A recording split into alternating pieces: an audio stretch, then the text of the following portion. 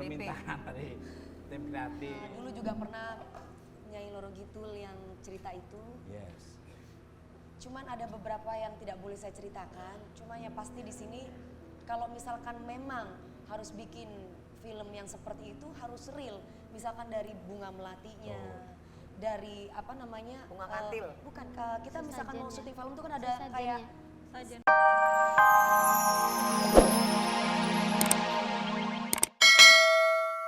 Oke, berarti setuju ya, kita doakan semoga kita diambil positifnya dari Mbak Baby ya, supaya kita harus introspeksi diri, istighfar, harus menyayangi alam, menjaga alam supaya alam menyayangi kita dan aman terkendali dan apa ya segmen yang ditunggu-tunggu pemirsa.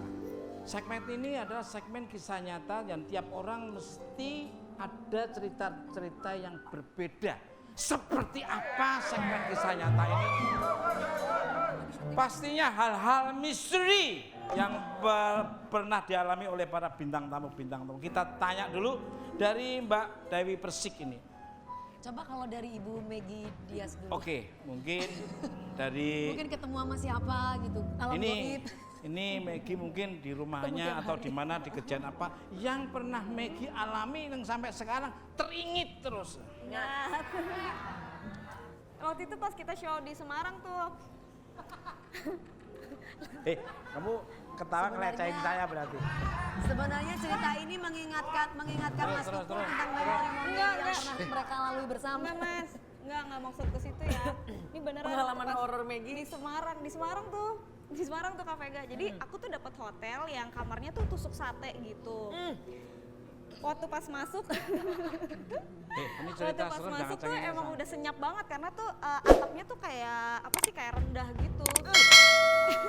Kayak rendah. Terus semalaman aku kan sama asistenku kan berdua, itu kita tidur kok AC-nya kayak nggak dingin gitu, padahal tuh AC-nya udah dingin banget. Aduh, kayaknya kayak Kamu tuh minum obat. bukan UDP paling cocok dia begitu-begitu. Nah, terus ya nggak bisa tidur tuh Mas. Ya, nggak bisa tidur. Terus besoknya aku kan mandi. Aku minta temenin lah sama asistenku kan. Nah pas di kamar mandi tuh aku denger suara asistenku Mas. Gitu, aku denger suara asistenku kan namanya Fanny. Van lo ngapain Van gitu. Terus dia jawab omongan aku Mas. Iya. Sedangkan si Fanny-nya nggak taunya dia masih tidur. Gitu. Kalau dari ini Mbak Upia Isil ini pasti Tuang. banyak nih ya.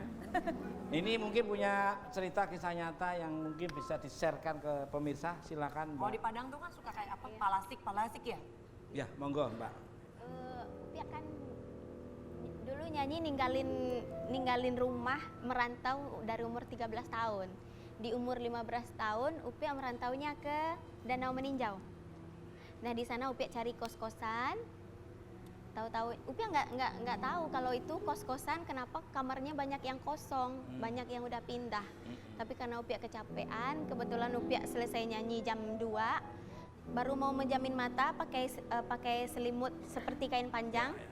Ada yang ngipas-ngipasin, padahal udah Upia pastikan pintu sama jendela udah tutup semua, nggak mungkin angin kan. Oh ya, berarti disayang sama mereka karena kan kamu biar supaya tidur nyanyinya dikipas-kipasin. Iya. Ya tinggal kecapnya banyak apa dikit maunya dia. Nah, sekarang pengalaman dari permintaan dari tim kreatif. Dulu juga pernah Nyai Loro Gitul yang cerita itu. Yes. Cuman ada beberapa yang tidak boleh saya ceritakan. Cuma yang pasti di sini kalau misalkan memang harus bikin film yang seperti itu harus real.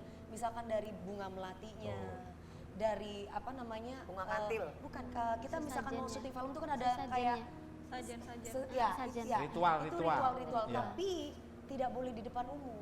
Tuh, setuju saya. Tidak boleh.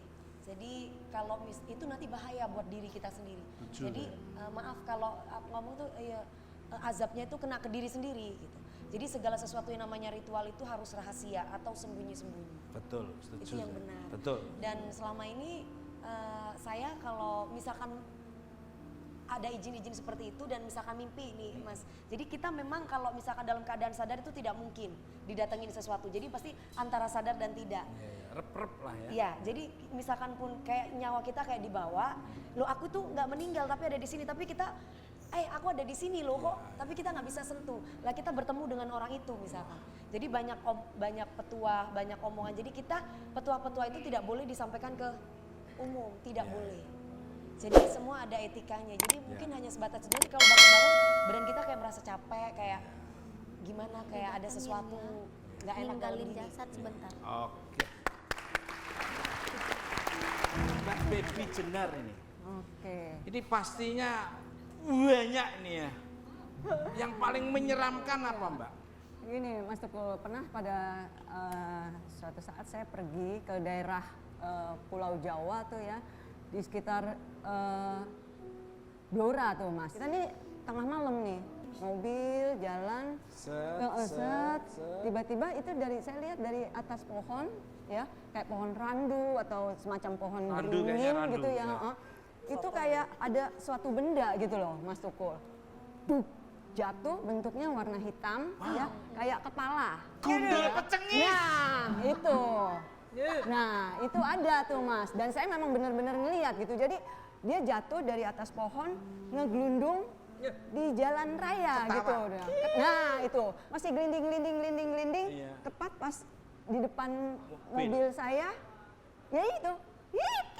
Ketawa kayak begitu Mas Tukul. Dan Terus memang ternyata memang terjadi. seperti yang di film itu ya, memang gundul pecengis itu bentuknya seperti itu gitu loh. Luar biasa. Nah sekarang kita akan nanya kepada Mbak Baby. Apa? Waktu nanya tadi kan sana sudah, sini sudah. Masa yang sini belum ditanya gimana?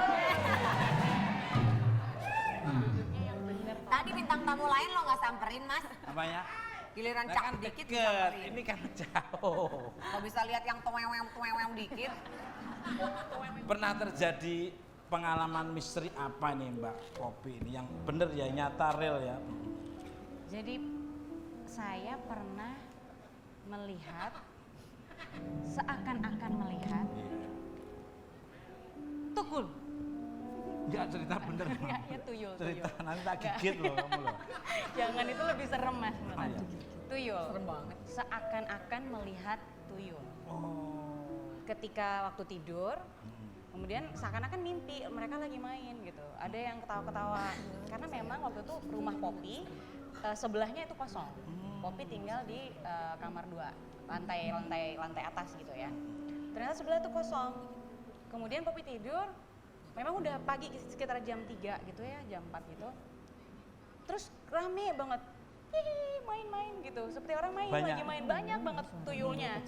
Jadi lebih dari 3, lebih dari 3 main di bawah. Maaf, Terus pakai baju atau enggak? ya enggak pakai baju dong, Oh, enggak. enggak pakai baju, cuman pakai celana aja putih gitu. Berarti Terus ada matanya hitam banget, kayak panda jari-jari, hitam jari. banget sih semua. Dan masih kecil-kecil memang, terus naik aja main di atasnya Popi, ketawa-ketawa gitu. Jari-jarinya kayak kepiting gitu atau 5 ada ini? Enggak, aku Nggak enggak ngeliat berapa ya? lihat jarinya, tapi yang pasti Tiap kepalanya hari atau itu aja, pengalaman itu aja? kira-kira kayak sekarang gitu ya Mas. Ada lagi Mas, ntar WhatsApp. Pemirsa di rumah maupun di studio dan dimanapun Anda berada. Cerita-cerita dari bintang tamu yang sangat luar biasa ini, ambil sisi positifnya dan kembalikan semua kekuatan dari Allah Subhanahu wa Ta'ala. Nah, untuk para penonton di rumah maupun studio, pokoknya saksikan terus Ting Ting Cool Show ya, tiap hari Senin, dan semoga doakan aja bisa stripping dan bisa menghibur selamanya. Dan saya ngucapin terima kasih untuk kepada Komik Lohanko, bikin jadi ada. Simalakama all